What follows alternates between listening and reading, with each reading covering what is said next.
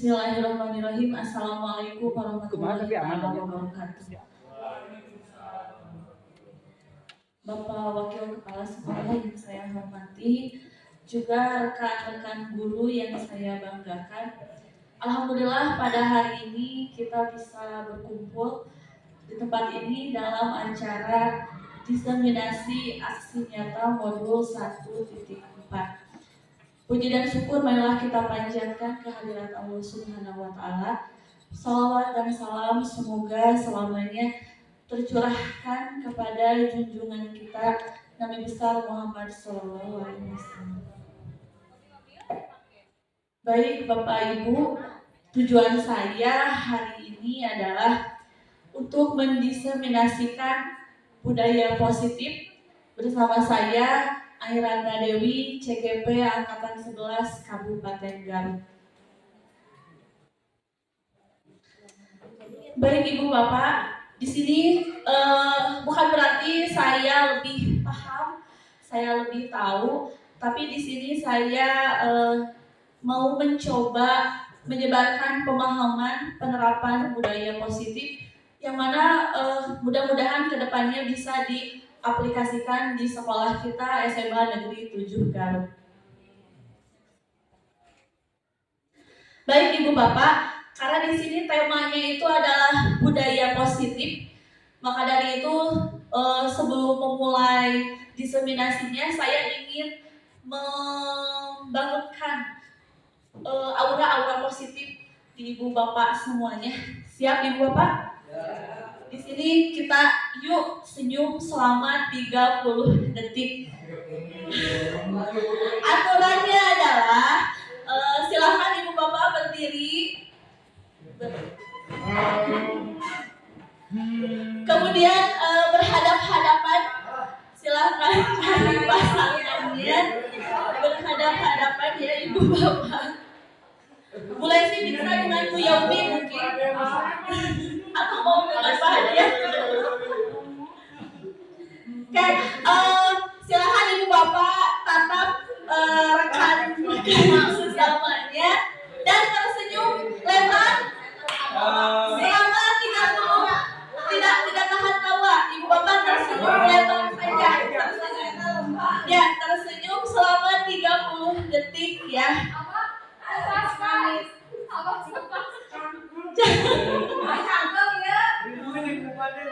Sudah cukup? Sudah. Berarti alhamdulillah kita semua di sini dalam keadaan senang dan berbahagia.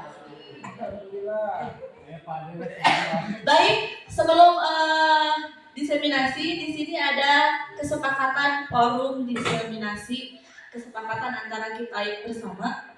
Yang pertama, menghargai siapapun, menghargai yang berbicara dan menghargai semua yang ada di sini. Kemudian kesepakatan yang kedua adalah menjadi pendengar yang baik, dan kesepakatan yang ketiga dapat makan dan minum snack selama diseminasi.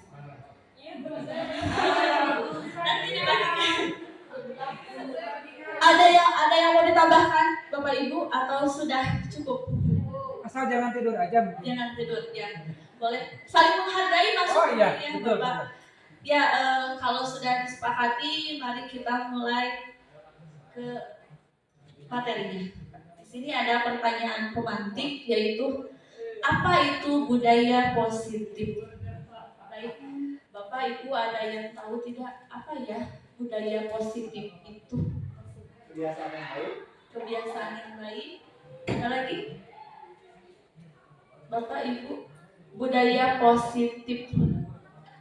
Kalau kata Pak Suhendar tadi budaya yang positif baik itu adalah kebiasaan yang baik. Pak Ade, bagaimana? Karakter yang baik. Karakter yang baik. Bu Ade mungkin kebiasaan yang bermanfaat. Baik, betul ya apa kata Pak Suhendar, apa kata Pak Ade dan kata Bu Ani, yang mana budaya positif itu adalah pembiasaan yang baik yang sesuai dengan nilai-nilai kebajikan. Di sini ada penjelasan Budaya positif merupakan perwujudan dari nilai-nilai atau keyakinan universal yang diterapkan di sekolah. Budaya positif di sekolah ialah nilai-nilai keyakinan dan kebiasaan-kebiasaan di sekolah yang berpihak pada murid agar dapat berkembang menjadi pribadi yang kritis, penuh hormat, dan bertanggung jawab. Artinya, betul tadi, budaya positif itu adalah kebiasaan-kebiasaan yang baik, kebiasaan-kebiasaan yang positif, di mana diharapkan ketika budaya-budaya itu terjadi di sekolah kita, tumbuhlah karakter yang baik pada peserta didik kita, yaitu karakter yang bertanggung jawab dan mandiri. Kemudian, budaya positif sangatlah penting untuk mengembangkan anak-anak yang memiliki karakter kuat sesuai profil pelajar Pancasila. Yang mana standar kelulusan kita saat ini adalah mencetak peserta didik menjadi atau memiliki profil pelajar Pancasila. Di sini ada 6 dimensi yang perlu dimiliki oleh atau yang menggambarkan profil pelajar Pancasila. Yang pertama adalah beriman, bertakwa kepada Tuhan Yang Maha Esa atau berakhlak mulia. Baik Bapak Ibu, kira-kira menurut Bapak Ibu, apakah peserta didik kita sudah mencerminkan dimensi yang pertama, yaitu beriman dan bertakwa kepada Tuhan Yang Maha Esa? Sudah ya.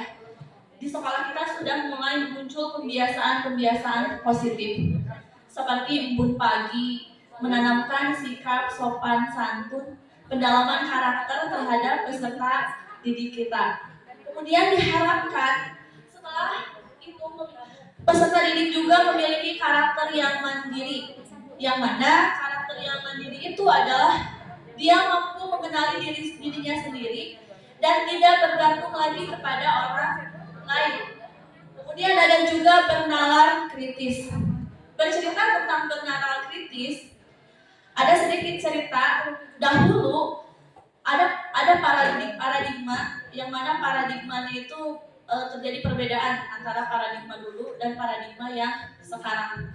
Dahulu kita berpikir murid yang baik itu adalah murid yang diam dan memperhatikan gurunya, betul tidak? Jadi suasana kelas dinilai bagus itu ketika peserta didiknya bisa diam dan memperhatikan apa yang guru jelaskan. Namun yang terjadi di sana adalah peserta didik tidak bisa mengeksplor dirinya, sehingga muncullah karakter profil pelajar Pancasila yang mana peserta didik itu harus bernalar kritis, yaitu mereka bisa mengembangkan ide-ide dan pemikiran mereka sesuai dengan perkembangan zamannya.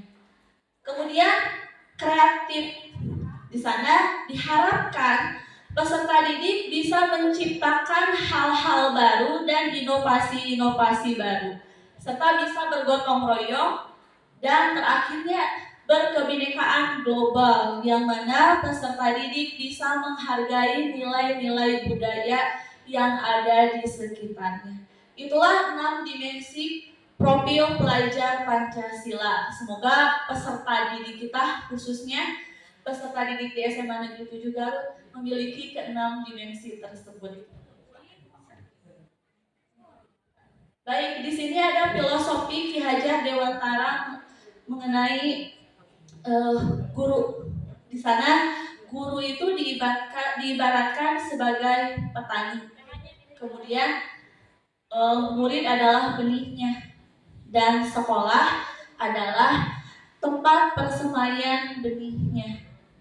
Kita bisa ibaratkan adalah kita sebagai guru adalah berkewajiban atau bertugas menciptakan suasana dan lingkungan sekolah yang menyenangkan, aman, yang mana peserta didik itu bisa berkembang, mengembangkan potensinya. Itu mengenai filosofi Ki Hajar Dewantara. Kemudian ada juga pendapat Ki Hajar Dewantara mengenai tujuan pendidikan. Di sana Ki Hajar Dewantara menyebutkan bahwa pendidikan adalah menuntun segala kekuatan yang ada pada anak-anak agar mereka dapat mencapai keselamatan dan kebahagiaan yang setinggi-tingginya, baik sebagai manusia maupun sebagai anggota masyarakat. Jadi ternyata Ibu Bapak, tugas kita itu adalah menuntun anak-anak, menuntun mereka untuk mencapai apa yang mereka inginkan dan apa yang mereka cita-citakan. Selanjutnya ada 7 konsep budaya positif. Yang pertama di sini ada perubahan paradigma belajar. Kemudian ada disiplin positif, motivasi perilaku manusia, posisi kontrol restitusi, keyakinan kelas, kebutuhan dasar manusia, dan segitiga restitusi. Kira-kira dari 7 konsep budaya positif ini asing tidak bagi Ibu Bapak? Asing. Yang mana yang paling asing? Segitiga restitusi. Apa itu ya? Terus ada juga posisi kontrol. Tapi kira-kira dari 7 konsep budaya positif ini ada tidak sih salah satunya yang sudah Ibu Bapak terapkan? Yang mana? Yang disiplin, keyakinan kelas. Disiplinnya sudah disiplin yang positif, insya Allah. Baik. Di sini ada perubahan paradigma belajar. Jadi paradigma belajar yang dulu dan yang sekarang. Di sini ada pengertiannya. Keberhasilan penerapan budaya positif diawali dengan adanya perubahan paradigma tentang teori kontrol. Selama ini kita sebagai guru merasa berkewajiban mengontrol perilaku murid agar memiliki perilaku sesuai dengan yang kita harapkan. Jadi saya atau selama ini saya tuh selalu berpikir bahwa saya itu bisa mengontrol peserta didik. Saya bisa merubah peserta didik sesuai dengan yang saya inginkan. Itu pandangan saya. Namun setelah mempelajari modul ini, ternyata semua itu salah. Kita tidak bisa mengontrol peserta didik. Kita hanya bisa mengarahkan apa yang peserta didik inginkan. Atau dalam suasana pembelajaran lah. Ibu Bapak pasti tidak asing dengan kata teacher center dan student center, betul tidak? Nah, dalam pembelajaran kira-kira Ibu Bapak lebih sering menggunakan yang mana? Yang teacher center kah atau student center? Teacher center. Teacher center kan. Jadi kita berpikir bahwa kalau kita yang menjelaskan materi dari awal sampai akhir itu akan lebih efektif, betul tidak? Namun apakah peserta didik kita mampu berkembang ketika kita menggunakan pembelajaran teacher center? Kurang. Maka ada paradigma perubahan, yaitu sekarang ini dalam pembelajaran kita mulai harus membiasakan student center. Kita yang menstimulus peserta didik untuk mampu percaya diri mengeluarkan pendapatnya. Gitu. Di sini ada miskonsepsi teori kontrol menurut Dr. William Glasser. Yang pertama, ilusi guru mengontrol murid. Pada dasarnya kita tidak dapat memaksa murid untuk berbuat sesuatu. Jika murid tersebut memilih untuk tidak melakukannya, begitu ya. Seperti begini Bapak Ibu, pada hari Senin itu ada upacara bendera kan.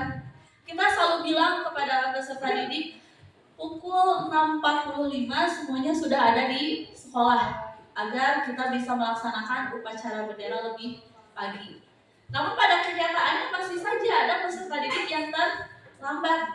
Adapun ada peserta didik yang datang tepat waktu, yang ada di mindset mereka adalah karena takut dihukum. Saya harus upacara, dari rumah tuh saya harus upacara, takut dihukum. Tidak ada pemikiran hari Senin itu upacara untuk menanamkan jiwa patriotisme mereka, begitu. Kurang lebihnya seperti itu. Kemudian ilusi bahwa kritik dapat membuat orang merasa bersalah, dapat menguatkan karakter. Ini sering terjadi dalam kehidupan kita sehari-hari bersama peserta didik. Kadang ketika peserta didik melakukan suatu kesalahan, secara otomatis saja kita tuh langsung mengkritik mereka. Atau misalkan ada yang kesiangan, kamu bang kesiangan wae, sama nih kesiangan, ada kan kesiangan, terus saja dikritik dengan pemikiran bahwa jika kita melakukan itu mereka akan takut, mereka akan melakukan perubahan gitu. Namun yang terjadi adalah dalam pemikiran mereka ada perasaan bersalah. Jadi tidak ada perasaan, oh ya saya itu terlambat tuh tidak menaati peraturan, tapi mereka langsung saja saya selalu bersalah gitu. Jadi dalam sesuatu hal mereka langsung menjudge dirinya bahwa mereka itu selalu bersalah. Sehingga menggunakan kritik dan membuat orang merasa bersalah itu menuju pada identitas gagal. Yang selanjutnya adalah ilusi bahwa semua penguatan positif efektif dan bermanfaat. Penguatan positif atau bujukan adalah bentuk-bentuk kontrol. Kadang juga kita kepada peserta didik selalu menggunakan metode membujuk. Betul tidak? Contohnya, ayolah kerjakan tugasnya biar kamu pintar. Terus saja kita membujuk, atau kadang tolonglah ke depan biar kamu bisa. Terus saja kita tuh ingin mereka melakukan sesuatu itu dengan sebuah bujukan, dengan harapan ketika dibujuk itu mereka merasa mau gitu. Namun yang terjadi adalah bujukan itu bisa menimbulkan suatu ketergantungan, yang mana jika suatu saat tidak ada lagi bujukan terhadap peserta didik, mereka tidak akan mau melakukan hal tersebut. Selanjutnya, ilusi bahwa orang dewasa memiliki hak untuk memaksa banyak orang. Jadi kita berpikir bahwa guru itu adalah orang yang paling dewasa di sini. Maka kita bisa memaksa peserta didik. Dan itu sering terjadi, kita sering terjadi melakukan pemaksaan terhadap peserta didik. Apakah mereka mengikuti perkataan kita? Mengikuti. Namun ada rasa tertekan dan rasa takut atau menghindari suatu hukuman. Di sini ada stimulus respon lawan teori kontrol pandangan tentang dunia. Ada yang pertama di sini ada di stimulus kontrol kita berpikir bahwa kebutuhan kita itu sama. Namun pada kenyataannya di teori kontrol tentang dunia, realitas kebutuhan kita itu berbeda. Kemudian ada juga semua orang melihat hal yang sama. Namun pada kenyataannya setiap orang memiliki gambaran yang berbeda. Contohnya adalah saya minggu kemarin di kelas saya di sastra Inggris, di akhir pembelajaran saya meminta peserta didik untuk melakukan suatu dialog atau membuat percakapan berdasarkan gambar.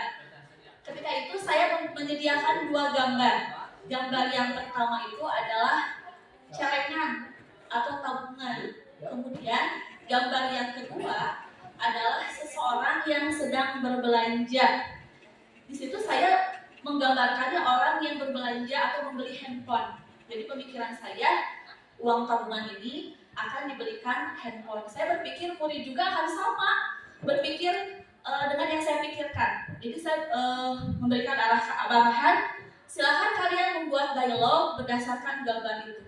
Namun yang terjadi adalah ketika saya bertanya kepada peserta didik, kira-kira gambar yang kedua mereka sedang membeli apa ya? Ada yang bilang handphone bu, oh itu sama dengan pemikiran saya. Terus ada lagi yang bilang beli buku bu, beli kamera bu, menukarkan uang katanya, karena terlihat kan yang dari celengan itu uang koin, kemudian yang gambarnya kayak uang gepokan. Nah dari situ saya berpikir bahwa betul perspektif orang itu berbeda-beda. Dalam hal kecil saja perspektif orang atau pandangan orang itu berbeda-beda, apalagi tentang dunia. Pandangan kita terhadap dunia berbeda, apalagi pandangan peserta didik gitu. Kemudian kita mencoba mengubah orang agar berpandangan sama dengan kita. Namun di teori kontrol adalah kita tidak bisa mengubah orang, namun kita bisa berusaha memahami pandangan orang tentang dunia.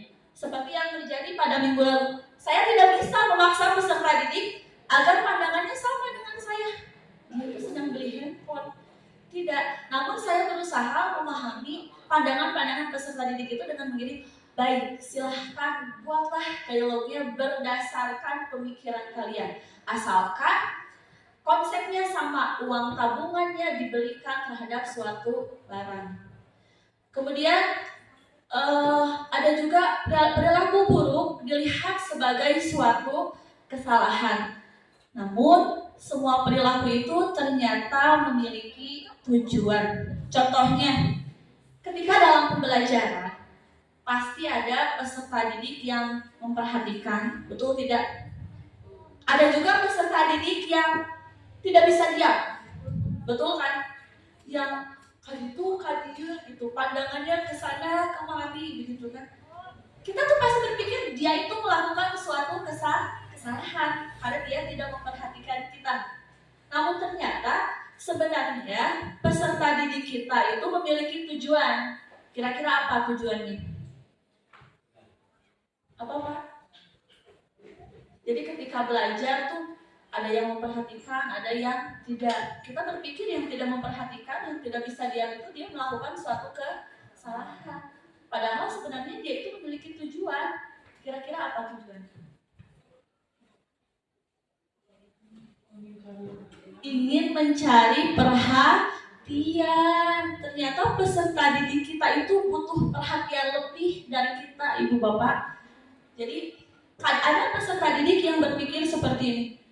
Ibu guru atau ibu bapak itu selalu memperhatikan murid-murid yang pintar atau murid-murid yang aktif, sehingga peserta didik yang pasif atau yang biasa saja kadang diabaikan. Makanya mereka bertindak berlebihan. Nah, padahal mereka itu ingin perhatian lebih dari kita. Ketika kita hampiri, kita diam di sisi atau di pinggir mejanya, kita memantau dia, menemani dia dalam proses pembelajaran, dia bisa fokus ternyata, Ibu Bapak. Begitu ya. Jadi kadang kita merasa sesuatu yang murid lakukan itu semuanya salah. Namun ternyata yang mereka lakukan itu adalah butuh perhatian. Sama seperti ketika kita sedang rapat. Ibu Bapak guru sedang rapat nih. Anak-anak di kelas didiamkan. Kemudian mereka ada yang bolos kemana-mana. Yang kita lakukan adalah marah kan? Kamu mah, kita sedang rapat, kalau bolos. Padahal mereka tidak membuat kesalahan. Kesalahannya berawal dari kita. Mereka tidak diperhatikan. Selanjutnya, orang lain bisa mengontrol saya. Namun, di teori kontrol, hanya kita yang bisa mengontrol diri. Sama kepada kita tidak bisa mengontrol mereka, namun kita bisa mengarahkan mereka agar mereka bisa mengontrol dirinya sendiri. Selanjutnya, saya bisa mengontrol orang lain, namun di teori kontrol, Anda tidak bisa mengontrol orang lain.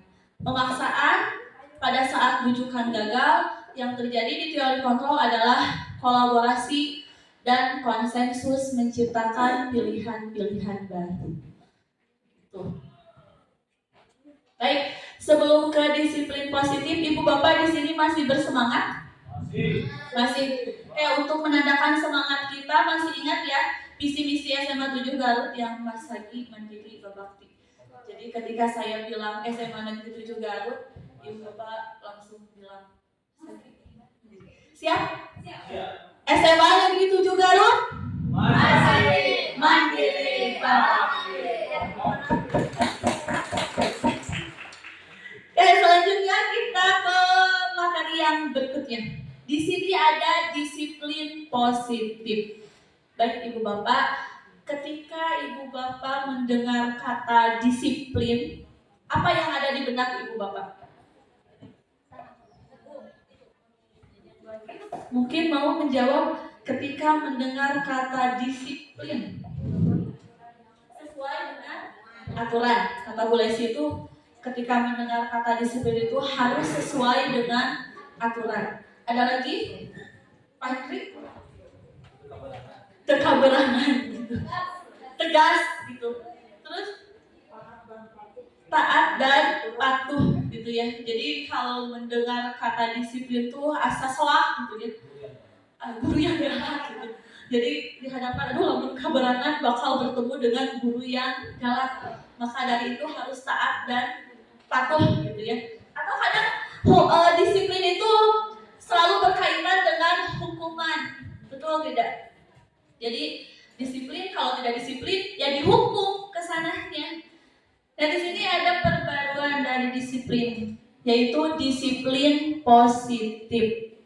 Kira-kira ibu bapak ada yang tahu tidak ya, apa itu disiplin positif? Kan kalau tadi mah disiplin hukum mah taat, patuh, keberangan, sieun gitu. Kalau disiplinnya ditambah positif, jadinya bagaimana? Bagus. Menumbuhkan disiplin yang tanpa hukuman pada diri anak. Kurang lebih seperti itu. Jadi disiplin positif itu adalah disiplin yang menghindari suatu hukuman atau tidak ada hukuman, tapi lebih ke menanamkan atau menumbuhkan kesadaran pada diri peserta didik. Jadi mereka yang menyadari, mereka yang meyakini bahwa itu suatu kesalahan, apa yang mereka lakukan itu adalah benar. Gitu. Di sini ada beberapa penjelasan tentang disiplin positif. Yang pertama yaitu cara penerapan yang mengajarkan anak bertanggung jawab dan menumbuhkan kesadaran diri berdasarkan nilai-nilai kebajikan, yaitu menjadi orang yang mereka inginkan dan menghargai diri sendiri dengan nilai-nilai yang mereka percaya.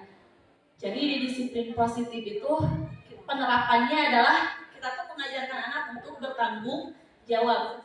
Ilustrasinya seperti memakai sepatu hitam ke sekolah. Itu kan ada di peraturan bahwa peserta didik harus memakai sepatu hitam gitu. Kalau tidak mendapat hukuman gitu. Nah, di disiplin positif kita berupaya menggiring opini peserta didik bahwa memakai sepatu hitam ke sekolah itu adalah bentuk keseragaman. Bentuk keseragaman dia dan teman-temannya gitu. Kemudian disiplin positif itu lebih ke arah disiplin yang dapat mengontrol diri dalam melakukan suatu tindakan. Jadi di sini diharapkan ketika penerapan disiplin positif itu peserta didik sudah mulai bisa mengontrol dirinya sendiri. Contoh, lamun ketika guru rapat saya bolos tuh suatu kesalahan. Padahal guru rapat juga memberikan tugas. Jadi lebih baik saya diam di kelas saja. Jauh kita disiplin positif itu penerapannya harus sampai ke sana. Jadi mereka tidak berpikir lagi, kalau saya bolos saya bakal dihukum gitu. Tapi mereka berpikir kalau saya bolos, saya tidak menghargai guru yang sudah memberikan tugas. Dan guru juga sama sedang melaksanakan tugas untuk rapat. Begitu.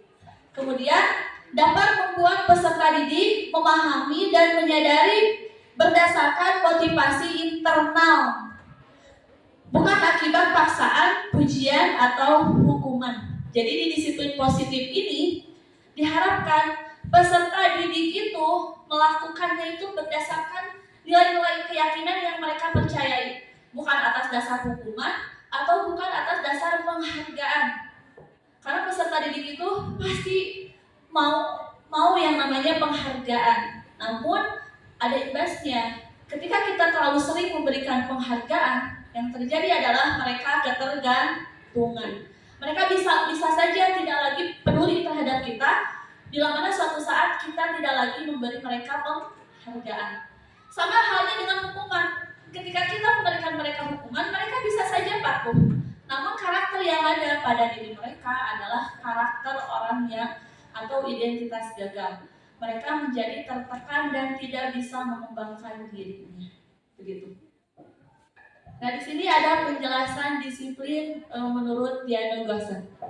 Disiplin berasal dari bahasa Latin, di sana disiplina atau murid atau pengikut. Untuk menjadi seorang murid atau pengikut, seseorang harus paham betul alasan mereka mengapa mereka mengikuti suatu aliran atau ajaran tertentu. Sehingga motivasi yang terbangun adalah motivasi intrinsik, bukan lagi ekstrinsik.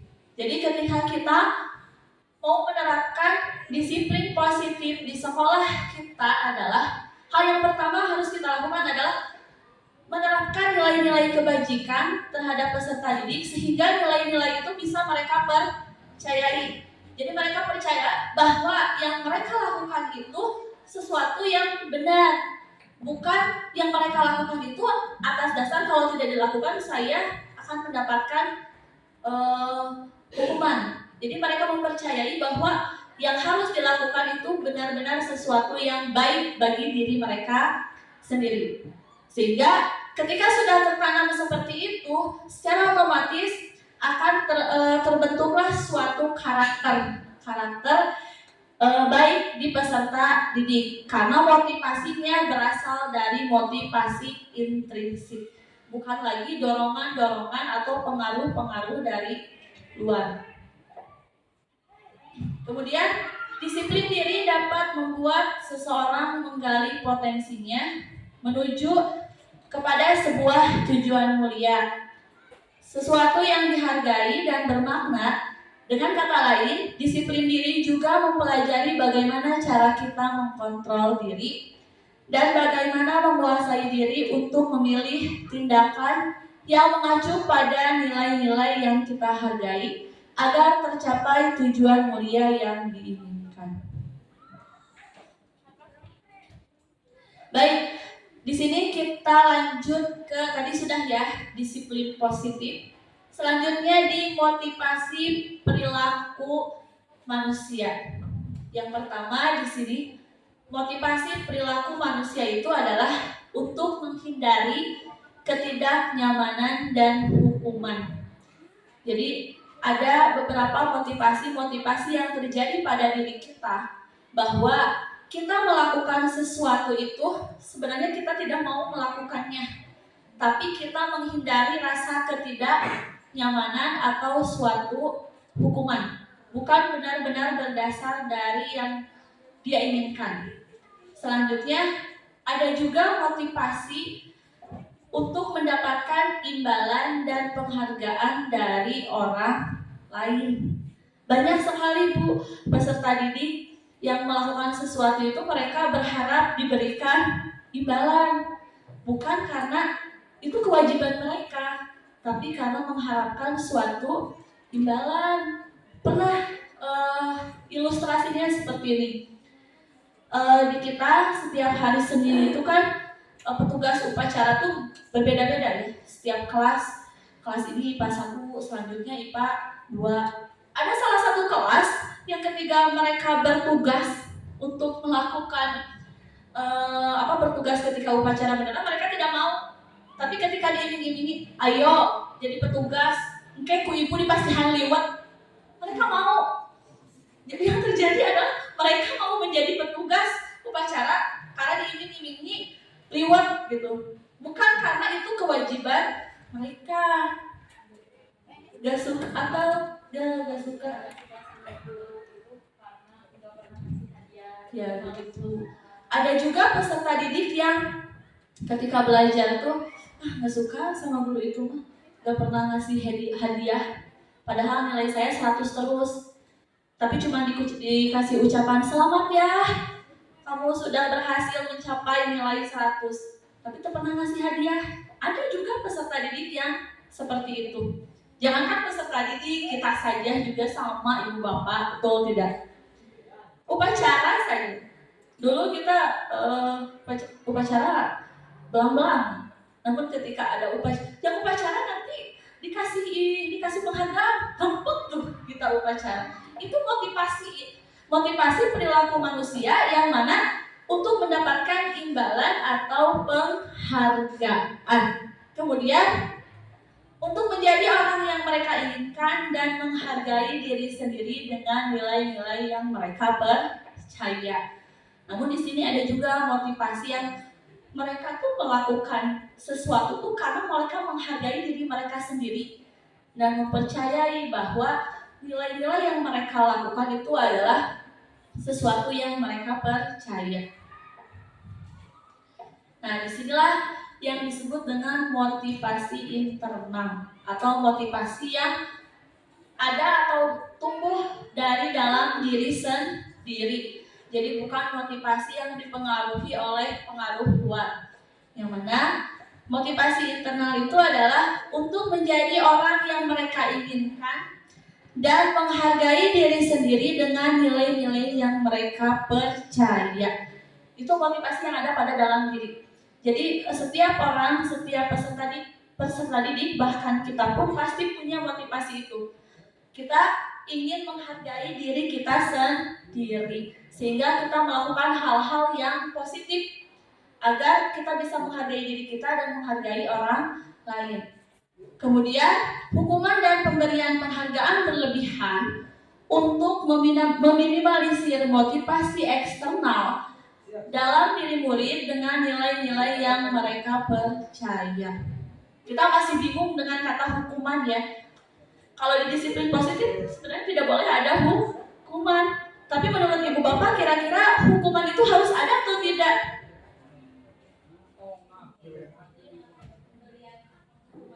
Pemberian penghukumannya jangan fisik ya. Kadang tidak nyambung ya. Misalkan peserta didik itu telat mengikuti upacara, disuruh lari beberapa keliling. Tapi kalau misalkan peserta didik ketika jam olahraga dia tidak membawa baju olahraga atau melakukan hal yang tidak baik di jam pelajaran olahraga, terus guru olahraganya hukum sama lari 1 keliling, boleh tidak? Boleh, karena nyambung dengan mata pelajarannya yaitu olahraga. Tapi kalau saya bahasa Inggris, ada peserta didik yang telat, terus saya hukum, kamu lari sana di lapang 10 keliling, itu tidak boleh. Tapi ketika misalkan saya coba, kalau kamu mau masuk, kamu sebutkan kata-kata benda yang ada di kelas ini, boleh tidak seperti itu? Boleh. Jadi sebenarnya tergantung dosisnya ya. Dihindari hukuman-hukuman yang berupa fisik. Namun hukuman yang kita berikan itu adalah motivasi yang baik untuk peserta didik. Sama halnya dengan pemberian penghargaan. Kadang kita berpikir dengan cara kita memberikan penghargaan kepada peserta didik itu dapat meningkatkan motivasi belajar mereka. Namun ternyata pemberian penghargaan yang berlebihan adalah tidak baik juga. Pembiasaan yang buruk. Suatu saat mereka akan menuntut bunahan mengasih hadiah ayo nama gitu. Itu ya. Jadi antara hukuman dan penghargaan. Baik, di sini ada konsep disiplin dengan identitas gagal. Yang tadi ya, perluasan dari hukuman dan penghargaan. Jadi hukuman itu bisa menyakiti hatinya, menyakiti dirinya. Tuh, kadang gini, ada peserta didik yang tidur di kelas, terus kita tuh tidak tahu mereka alasan tidur di kelas tuh kenapa. Kita langsung saja, kenapa kamu tidur di kelas? Ayo pindah ke depan, kamu berdiri di sana. Tanpa kita menanyakan dulu atau cari tahu dulu apa alasan peserta didik tersebut tidur di kelas. Bisa saja dia sakit, bisa saja dia tidak sarapan gitu. Jadi dia berdiri di kelas pingsan lah. Nah itu kita secara tidak langsung sudah menyakiti, membuat tidak nyaman, kemudian membuat murid takut, memaksa dan murid menjadi rendah diri. Ini ibu bapak yang paling bahaya. Peserta didik menjadi rendah diri. Mereka tidak percaya lagi akan dirinya sendiri. Terus yang namanya hukuman itu akan membekas sampai kapanpun. Dan itu tidak disadari. Kadang kita menghukum peserta didik tanpa kita sadari, itu kan udah suatu hal yang biasa. Namun pada mereka mah negeli gitu bu, peserta didik teh. Ada yang begitu. Jadi pas ketemu tuh, ibu eta gitu. Ada peserta didik yang seperti itu. Kemudian penghargaan. Nah, penghargaan juga ternyata tidak efektif. Dapat merusak hubungan antara kita dan peserta didik dan peserta didik lainnya. Ketika ada peserta didik yang mendapat penghargaan dan ada peserta didik yang tidak mendapat penghargaan. Untuk apa? Saya mau belajar dan tidak dikasih penghargaan. Itu yang muncul atau motivasi yang muncul dalam peserta didik. Kemudian menghentikan kreativitas, merusak hak menghargai dirinya. Selanjutnya, nah di sini ada konsep disiplin dengan identitas sukses. Kita bisa menanamkan suatu disiplin tanpa hukuman dan penghargaan. Di sini kita bisa dengan cara konsekuensi, begitu. Jadi kalau misalkan ada peserta didik yang telat, kita tuh dari awal buat konsekuensi dulu dengan dia. Kalau telat apa? Jadi mereka mempertanggungjawabkan apa yang mereka lakukan. Namun konsekuensi di sini penguatannya jangka pendek, bisa terjadi hanya dalam beberapa waktu saja. Di lain waktu mereka kadang lupa akan konsekuensi yang sudah disepakati. Kemudian perlu monitoring berkepanjangan dan juga stimulus respon. Dan yang terjadi adalah murid hanya menghargai peraturan, tidak menghargai dirinya dan guru yang sudah sama-sama membuat konsekuensi tersebut. Dan juga kehilangan waktu untuk merenungi kesalahan. Jadi ketika mereka bersalah, so konsekuensinya kamu mah terlambat, karena kamu diperpusnya kadang mereka tidak merenungi kesalahan mereka karena tidak ada stimulus dari kita apa yang membuat kamu kesiangan. Nah kemudian identitas sukses yang kedua, kita bisa mencoba dengan cara restitusi. Restitusi itu adalah proses untuk menyelesaikan permasalahan dan mencari solusinya. Begitu. Di sini dengan restitusi, murid bertanggung jawab atas perilakunya, fokus pada pemecahan masalah jangka panjang. Murid menghormati dirinya dan orang lain dan ada teori kontrol. Ilustrasinya seperti ini. Ketika peserta didik kesiangan, kan kalau misalkan pakai hukuman mah langsung dihukum. Kamu dihukum bersih-bersih WC. Kalau konsekuensi, kalau kesiangan apa konsekuensinya? Kalau di restitusi, ketika ada peserta didik yang kesiangan, kita mencari tahu dulu alasannya. Kamu kenapa kesiangan? Kita mencoba agar peserta didik itu meredamkan emosinya dan mampu berbicara. Kesiangan itu hal wajar, namun jika sering dilakukan itu tidak baik, apalagi di sekolah. Coba kamu kesiangan kenapa? Dan dari sana peserta didik itu akan berbicara, menyebutkan alasannya kesiangan. Lalu di sana kita menggiring peserta didik untuk bertanggung jawab. Kira-kira kesiangan itu sesuai dengan keyakinan kita tidak? Nah di sana misalkan peserta didik bilang tidak. Lalu apa yang harus kamu lakukan? Gitu. Nah mereka mencari solusinya sendiri. Namun kita yang menggiring agar mereka berpikir dan bisa bertanggung jawab. Nah dari situ akan adalah mereka tuh proses merenungi kesalahan dirinya sendiri dan juga dihargai. Jadi mereka tuh merasa dihargai, merasa ditanya, saya tuh kesiangan tuh karena apa? Begitu. Selanjutnya, nah di sini ada beberapa kalimat yang sebenarnya kalimatnya itu sering kita ucapkan di kelas. Bahkan semua kalimat-kalimat ini kalau saya merasa saya pernah mengucapkan itu. Contoh, ketika peserta didik tidak mengerjakan tugas? Ada dengan perkataan seperti ini. Kamu tidak mengerjakan PR, keluar kelas sekarang. Ada yang pernah seperti itu? Ibu bapak, jadi kalau ada yang tidak mengerjakan tugas, kamu tidak mengerjakan tugas, keluar sekarang. Ada yang seperti itu?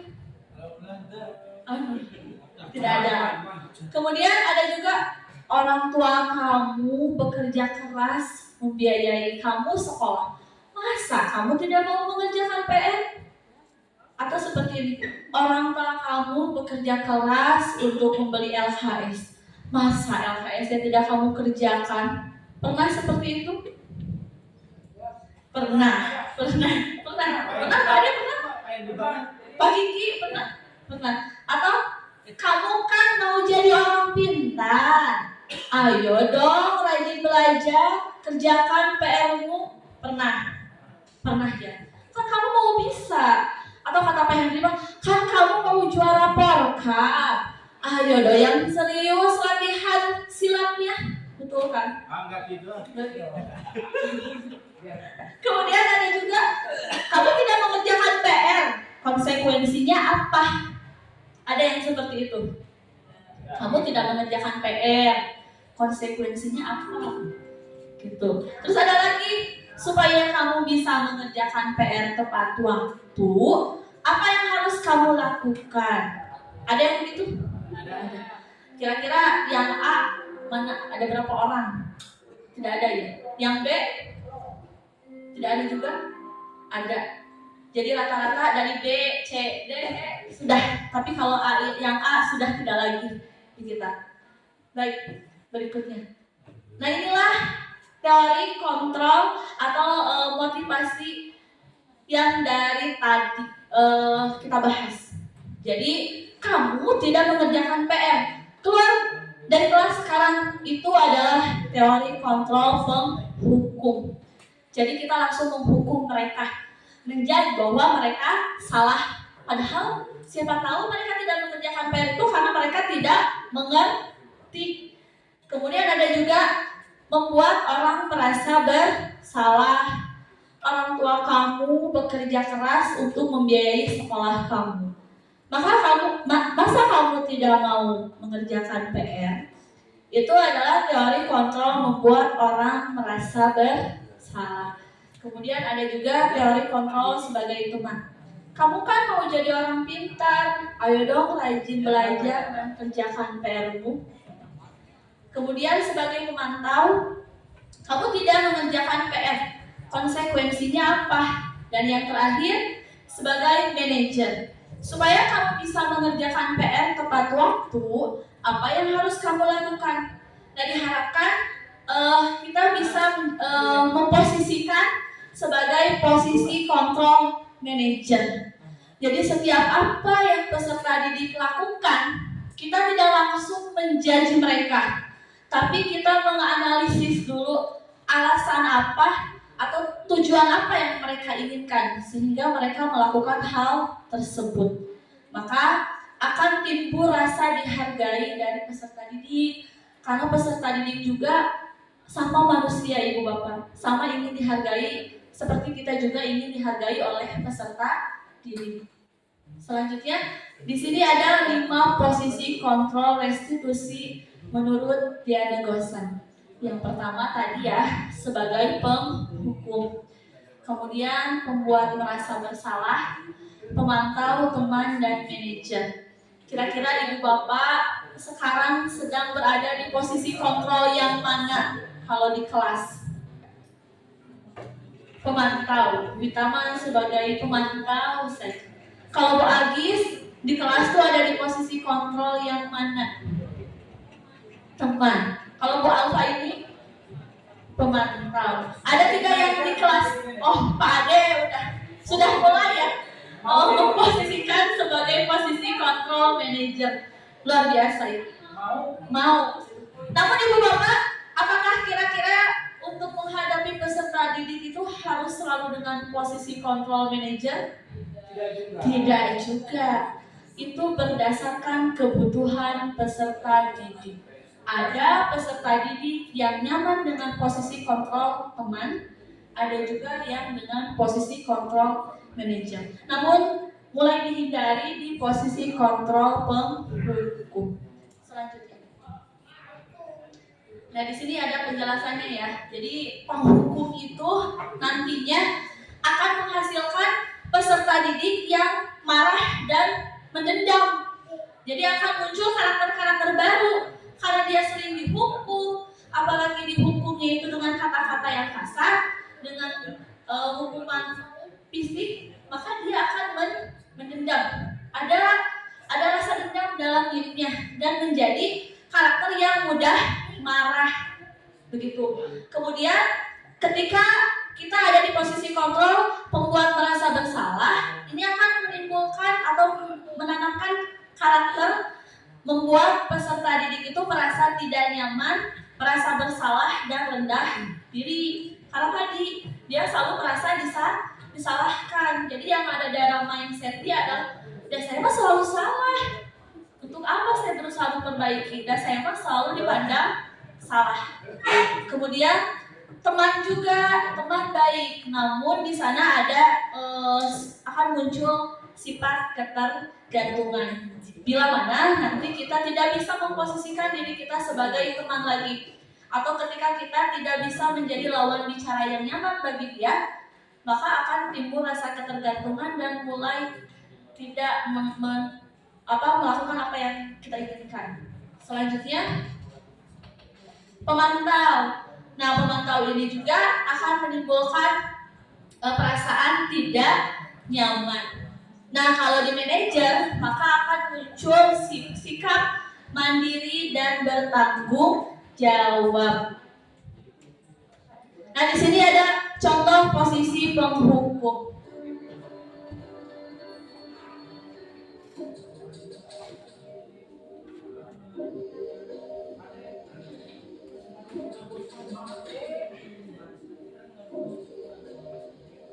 Naren, sini kamu.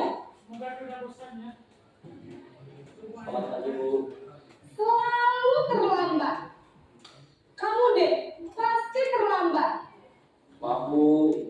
Saya Apa? Apa coba? Alasan kamu apa lagi? Kapan sih kamu tidak terlambat? Malas sekali ya kamu jadi anak. saya Dasar pemalas. Gak kapok-kapok sih kamu. Sudah berapa kali terlambat? Sana, kamu keliling lapangan basket 2 kali. kenapa saya harus beli lapangan basket, Bu? Kenapa? Kamu lawan ibu. Berani-beraninya jawab. Sudah terlambat, masih berani jawab pula. Sekarang, keliling lapangan basket 5 kali sekalian. Biar kapok. Cepat. Pergi sana ke lapangan basket. Baik Ibu Bapak, jadi di posisi kontrol penghukum itu guru berbicara dengan nada tinggi dan tidak memberikan kesempatan kepada peserta didik untuk berbicara, dan ada tujuan agar dia merasa kapok, gitu ya. Itu di posisi kontrol.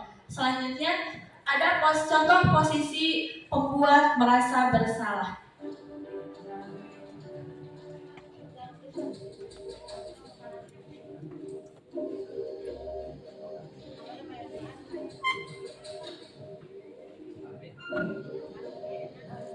Naren,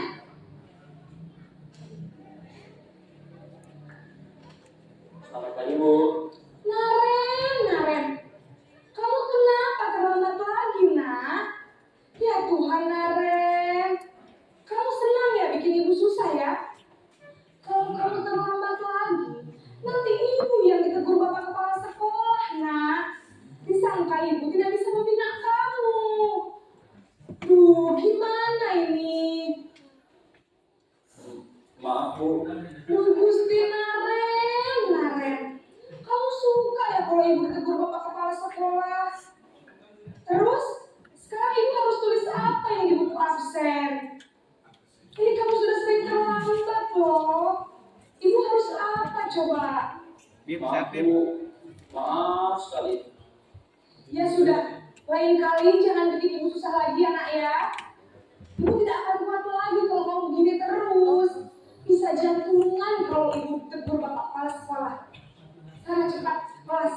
Maaf ya Bu, maaf sekali. Baik, di posisi kontrol merasa bersalah, di sana guru berbicara dengan nada memelas ya. Merasa dirinya yang teraniaya gitu, merasa dirinya korban dan murid pelakunya gitu. Kemudian di posisi kontrol memantau.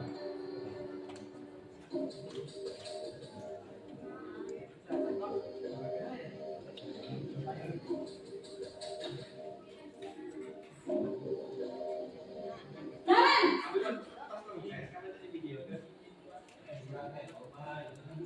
Selamat pagi Bu. Naren, apa peraturan sekolah kita tentang jam berapa kita harus masuk sekolah, nak?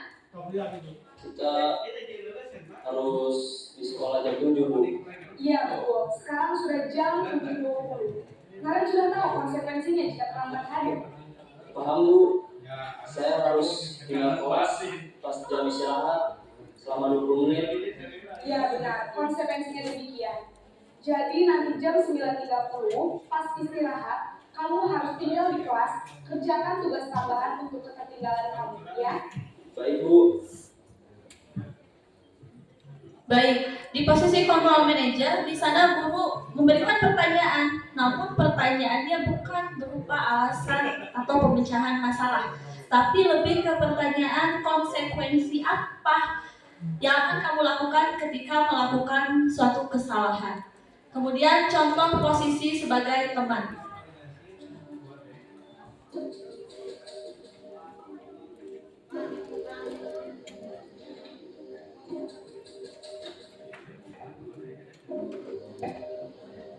Naren,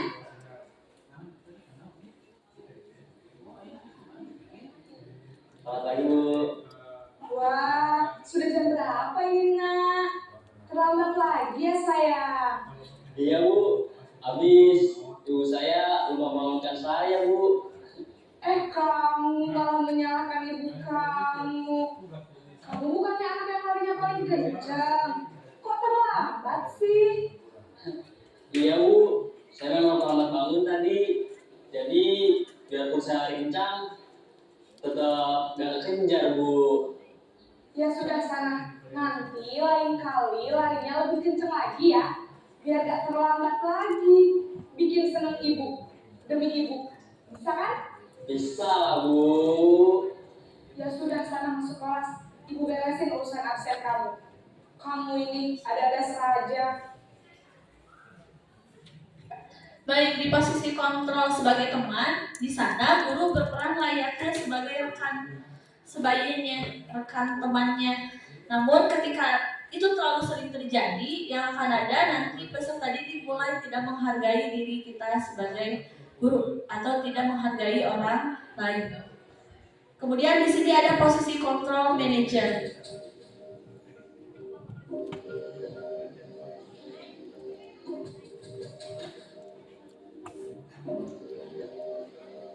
Naren,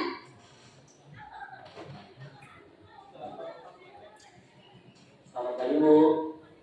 selamat pagi Naren. Maaf Bu, saya terlambat. Iya, sekolah masuknya jam 7, sekarang sudah jam 7.20. Jadi sekarang bagaimana ini Naren? Maaf Bu, saya lupa salah saya semalam. Baiklah, menurut kamu, keyakinan sekolah yang mana yang perlu kamu tingkatkan? Menghargai diri sendiri dan orang lain mungkin ya Bu. Setuju. Jadi, apakah Naren meyakini prinsip saling menghormati tersebut? Iya Bu, saya meyakininya. Apakah Naren bersedia memperbaiki masalah keterlambatan ini? Bersedia Bu. Bagaimana kamu akan perbaiki masalah keterlambatan ini? Saya akan coba untuk tidak lupa menyetel alarm saya Bu. Baik, kalau Naren lupa menyetel alarm di rumah, ada orang yang kira-kira bisa bantu mengingatkan tidak? Ada Bu, kakak saya, Kak Emma. Ada lagi selain Kak Emma?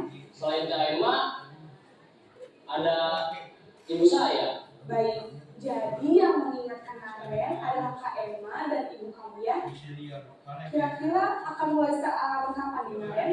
Setelah pulang sekolah akan segera saya lakukan. Baik, jadi Naren akan setel alarm untuk bangun besok pagi dan akan diingatkan oleh kakak dan ibunda Naren ya. Ada lagi yang mungkin perlu dilakukan Naren agar tidak terlambat bangun lagi? Tidak ada, Bu. Baik Naren, terima kasih untuk kerjasama kamu. Sekarang kamu perlu kembali ke kelas untuk belajar. Baik, Bu. Terima kasih. Baik, di posisi control manager, di sana nada bicara ibu gurunya memang sedikit tegas, namun tegasnya lebih ke memberi pertanyaan agar si peserta didik mampu memecahkan masalah dan mencari solusi akan kesalahannya.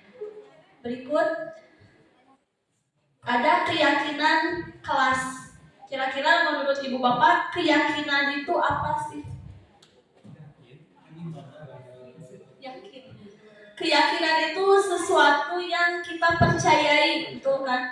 Sesuatu yang kita percayai bahwa hal itu baik atau tidak baik. Contoh begini, kalau misalkan ibu bapak guru nih di jalan, terus menemukan uang 100.000 atau tidak di jalan lah, di sekitar sekolah kita menemukan uang 100.000, akankah uang itu diambil atau tidak? Diambil. Ada yang tidak akan mengambil? Diambil. Alasannya apa, Pak Hendri? Ya, kalau Pak Hendri itu mau diambil, tapi bukan untuk dirinya sendiri, tapi ke masjid untuk diumumkan. Kenapa tidak Pak Hendri ambil untuk diri Pak Hendri sendiri? Bisa jadi macam kan tidak ada yang lihat. Jadi saya secara tidak langsung Pak Hendri sudah meyakini bahwa barang itu bukan milik saya dan saya tidak berhak mengambil barang tersebut. Padahal kalau secara suasana di sana toh tidak ada orang yang lihat. Kalau saya ngambil juga tidak apa-apa, tidak akan merugikan siapapun. Dan tidak, ini banget namanya juga menemu, bukan mencuri. Tapi Pak Hendri meyakini bahwa itu bukan miliknya. Sama juga dengan keyakinan. Selain keyakinan ada juga peraturan. Kalau peraturan itu kan sesuatu yang dibuat secara sepihak dan orang dituntut untuk melakukan peraturan tersebut. Memaksa begitu ya. Kalau keyakinan ya tadi sesuatu yang kita yakini bahwa itu benar atau salah. Sehingga kita melakukannya berdasarkan hal-hal yang kita yakini. Atau di sini keyakinan kelas merupakan nilai-nilai kebajikan universal yang disepakati secara tersirat dan tersurat, lepas dari latar belakang suku, negara, bahasa maupun agama. Selanjutnya, di keyakinan kelas atau di keyakinan sekolah, kalau tadi peraturan itu secara sepihak, kalau keyakinan kelas ini dua arah, disepakati oleh guru dan peserta didik. Di sini guru berperan dalam mewujudkan terbentuknya keyakinan sekolah atau kelas dengan adanya kesepakatan antara guru dan murid. Jadi si keyakinan itu atau kesepakatannya itu harus atas kesepakatan bersama, tidak menguntungkan salah satu pihak. Kemudian keyakinan sekolah atau kelas berupa pernyataan universal yang mudah diingat, dipahami dan harus diterapkan dalam lingkungan sekolah. Jadi keyakinan kelas itu harus berupa pernyataan, namun bukan pernyataan yang negatif. Contoh, misalkan kita di awal pembelajaran tuh pasti membuat keyakinan kelas dulu dengan peserta didik. Kita merangsang peserta didik untuk menuliskan keyakinan-keyakinan yang mereka ingin terapkan di sekolah. Kemudian dari situ kita merubah kalimat-kalimatnya menjadi kalimat positif. Contoh misalkan ada kalimat tidak membuang sampah sembarangan, kita rubah menjadi menjaga kebersihan. Atau tidak berbicara kasar, kita rubah menjadi saling menghargai. Nah, keyakinan sekolah atau keyakinan kelas merupakan arah tujuan sebuah kelas atau sekolah yang akan menjadi landasan dalam memecahkan konflik atau permasalahan dalam sebuah kelas atau sekolah. Ini bisa digunakan ketika di restitusi atau posisi kita sebagai manajer. Ketika peserta didik melakukan kesalahan, kita bertanya alasannya apa, kemudian kita menggiring apa yang mereka lakukan itu apakah sudah sesuai dengan keyakinan kelas yang kita sepakati. Kalau tidak, apa yang akan kamu perbaiki? Begitu. Di sini salah satu contoh dalam membuat keyakinan kelas. Jadi keyakinan kelasnya ditulis oleh beberapa siswa dan nanti ditempel di kelas. Kemudian di sini konsep disiplin pendekatan restitusi. Seperti di awal tadi saya bertanya kira-kira dari 7 konsep itu mana yang paling asing? Restitusi. Nah, sudah sampailah kita ke konsep restitusi. Memang konsep restitusi ini hal yang baru. Apa sih restitusi itu? Jadi restitusi itu adalah proses menciptakan kondisi bagi murid untuk memperbaiki kesalahan mereka. Ditekankan di sana murid yang memperbaiki kesalahan mereka sehingga mereka bisa kembali pada kelompok mereka dengan karakter yang lebih kuat. Kalau di penghukum atau di hukuman kan murid tidak diberi kesempatan untuk memperbaiki, tapi mereka menebus kesalahan mereka dengan melakukan suatu pekerjaan. Kemudian ciri-ciri restitusi bukan menebus kesalahan, namun belajar dari kesalahan, memperbaiki hubungan, dan di sana tuh ada tawaran bukan paksaan, mencari kebutuhan dasar yang mendasari tindakan dan fokus pada penyelesaian masalah. Nah, disinilah perbedaan antara hukuman, konsekuensi, dan restitusi. Hukuman di sana bersifat tidak terencana. Kemudian guru menghukum siswa yang terlambat ke sekolah dengan cara hormat bendera 10 menit. Kemudian guru marah dan murid menjadi takut. Itu yang menjadi poin di hukuman. Pasti guru marah agar murid menjadi takut. Kemudian di konsekuensi sudah terencana dan disepakati antara guru dan murid. Kemudian guru memberikan konsekuensi untuk mengerjakan PR yang tidak dikerjakan pada saat istirahat. Guru tegas dan siswa menghormati peraturan. Di sana guru tegas, siswa menghormati peraturan, namun ada perasaan tidak nyaman. Di restitusi, di sana kita menciptakan kondisi bagi murid untuk memperbaiki kesalahan mereka. Jadi mereka diberi waktu, diberi ruang untuk memikirkan apa sih kesalahan saya. Kemudian guru menanyakan keyakinan kelas. Di sana kita mendorong opini dari kesalahan mereka. Apakah kesalahan yang mereka lakukan sudah sesuai dengan keyakinan kelas atau keyakinan sekolah yang sudah kita sepakati? Dan di akhir, guru terbuka dan siswa menghormati dirinya dan orang lain. Di sana kita mencari solusi bersama yang sama-sama baik bagi guru dan siswa. Selanjutnya, di sini ada 5 kebutuhan dasar manusia. Yang pertama, kebutuhan bertahan hidup, seperti makan, minum, kemudian kasih sayang dan rasa diterima.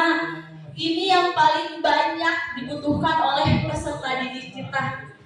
Jadi peserta didik kita itu benar-benar ingin disayangi dan diterima oleh kita layaknya kita kepada anak kita sendiri.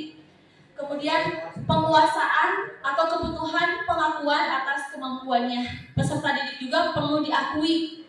Maka dari itu alhamdulillah di sekolah kita sudah mulai mengapresiasi peserta didik yang mampu mengembangkan potensinya lebih baik dan lebih tinggi lagi. Kemudian ada juga kebebasan. Contoh seperti di kelas, ada peserta didik yang nyaman belajar dengan cara berdiam diri di meja, ada peserta didik yang belajar balik kali itu hadir. Didiknya itu sebenarnya ada kebutuhan untuk bebas. Kemudian kesenangan. Selanjutnya saja. Sudah.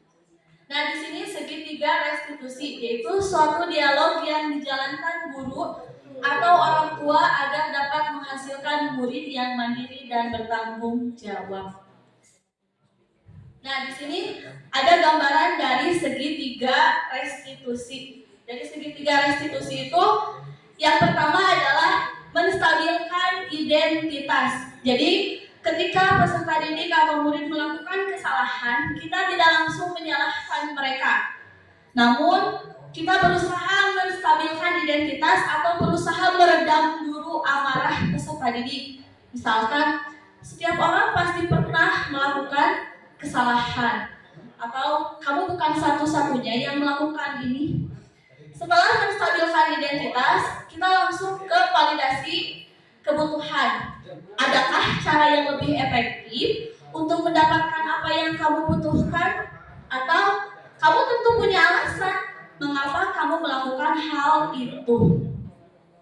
Setelah validasi kebutuhan, langsung ke menanyakan keyakinan. Kira-kira nilai-nilai apa ya yang sudah kita sepakati? Kamu ingin menjadi seperti apa? Nah, inilah yang disebut dengan segitiga restitusi. Selanjutnya, di sini ada penjelasannya. Menstabilkan identitas berdasarkan prinsip membuat kesalahan adalah bagian dari proses pembelajaran. Menggeser identitas gagal ke identitas sukses. Selanjutnya, di sini ada salah satu gambaran. Anak yang melanggar peraturan karena sedang mencari perhatian adalah anak yang sedang mengalami gagal. Kemudian, jika kita ingin mereka reflektif, maka kita harus meyakini si anak dengan cara menggunakan semua orang pasti pernah melakukan kesalahan. Bapak atau ibu tidak tertarik akan siapa yang salah, namun ibu ingin mencari solusi yang terbaik. Kemudian, validasi tindakan yang salah. Berdasarkan prinsip setiap perilaku berupaya memenuhi kebutuhan tertentu. Guru akan menggeser dari pemikiran stimulus respon menjadi proaktif dan mengenali dan mengakui kebutuhan murid akan memperbaiki hubungan dengan murid. Di sini kita bisa memberikan pertanyaan-pertanyaan pemantik. Padahal kamu bisa ya melakukan hal yang lebih dari itu. Atau kamu pasti memiliki alasan kamu melakukan itu. Nah, ketika itu pasti mereka tuh merasa, oh iya, saya itu mulai merasa dihargai dan didengarkan alasannya. Kita lanjut ke menanyakan keyakinan kelas. Di sana, murid akan diberi pertanyaan-pertanyaan bermakna untuk memunculkan motivasi secara intrinsik. Mampu mengaitkan keyakinannya dengan tindakan yang salah. Nah, di sana kita langsung saja, keyakinan kelas apa yang kamu percaya? Kamu mau menjadi orang apa? Kira-kira apa yang akan kamu lakukan untuk memperbaiki hal ini? Itu yang dimaksud dengan segitiga restitusi. Selanjutnya di sini saya mulai menerapkan segitiga restitusi di 2 kasus. Kasus yang pertama, Rafli bolos jam pelajaran karena merasa jenuh di sekolah ketika guru-guru sedang rapat.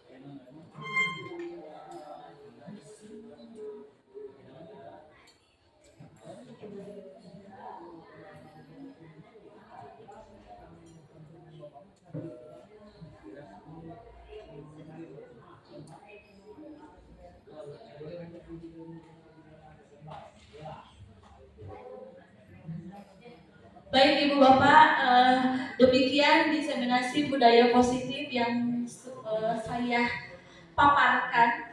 Mudah-mudahan yang saya paparkan mengenai pemahaman dan penerapan budaya positif itu dapat bermanfaat bagi Ibu Bapak semua. Dan mudah-mudahan bisa mulai kita terapkan di sekolah tercinta kita SMA Negeri 7 Garut untuk mencetak pelajar yang memiliki profil pelajar Pancasila. Sekian dari saya, terima kasih atas perhatiannya. Wassalamualaikum warahmatullahi wabarakatuh. Waalaikumsalam.